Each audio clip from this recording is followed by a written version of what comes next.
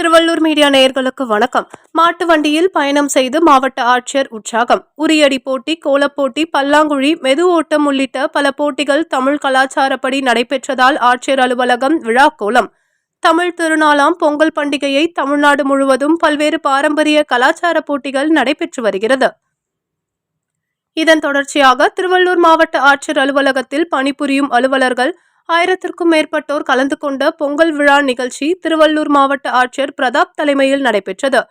இந்த நிகழ்ச்சியில் வேட்டி சட்டை என பாரம்பரிய உடையுடன் ஆட்சியர் அலுவலகத்திற்கு வருகை தந்த மாவட்ட ஆட்சியர் பிரதாப் நுழைவாயிலிருந்து மாட்டு வண்டியில் பயணம் ஊழியர்களை உற்சாகப்படுத்தினார். மாவட்ட ஆட்சியருடன் மாவட்ட வருவாய் அலுவலர் சுரேஷ்குமார், மாவட்ட திட்ட அலுவலர் ஜெயக்குமார் உள்ளிட்டோர் மாட்டு வண்டியில் பயணம் செய்தனர். அவர்களுக்கு மயிலாட்டம், ஒயிலாட்டம், பொய்க்கால் குதிரை ஆட்டம் என பேண்ட் வாத்தியங்கள் முழங்க உற்சாக வரவேற்பு அளிக்கப்பட்டது. பின்னர் பொங்கல் பானையில் மாவட்ட ஆட்சியர் அடுப்பு ஏற்றி துவங்கி வைத்த நிலையில் அரசு ஊழியர்கள் வரைந்திருந்த கோலப்போட்டியை கண்டு களித்து உற்சாகமடைந்தார்.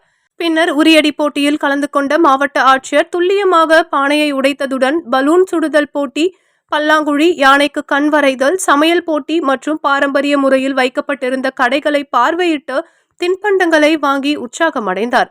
மொத்தத்தில் திருவள்ளூர் மாவட்ட ஆட்சியர் அலுவலகம் பொங்கல் பண்டிகையை முன்னிட்டு சமத்துவம், சகோதரத்துவம், மத சார்பின்மைக்கு எடுத்துக்காட்டாக விளங்கும் வகையில் அனைவரும் ஒன்றாக தமிழர் திருநாளாம் பொங்கல் திருநாளை உற்சாகமாக கொண்டாடியது அலுவலகமே விழாக்கோலம் கொண்டது.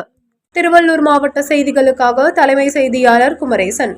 மாவட்ட ஆட்சியர் அலுவலக பணியாளர்களே, எல்லாருக்கும் கலைமாமணி கலைமானன்